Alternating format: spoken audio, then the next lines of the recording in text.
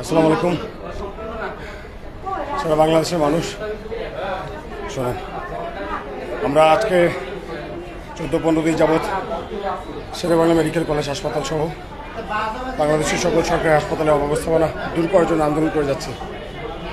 আর এখন আজকে স্বাস্থ্য উপদেষ্টা এখন পর্যন্ত তারা কোনো রেসপন্স না করে তারা আর্মি দিয়ে আজকে টর্চার করেছে। আর রাতে আমাদের শিক্ষার্থীদের উপরে হামলা করেছে, আমাদের ভাইদের উপর হামলা করেছে এবং অতর্কিত হামলা করে সবার অবস্থা খারাপ করে দিছে।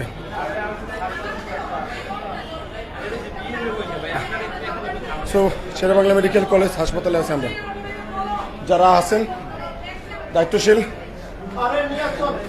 তারা সবাই একটু রেসপন্স করেন। বরিশালে যারা আছে, আমাদের সোহনের অবস্থা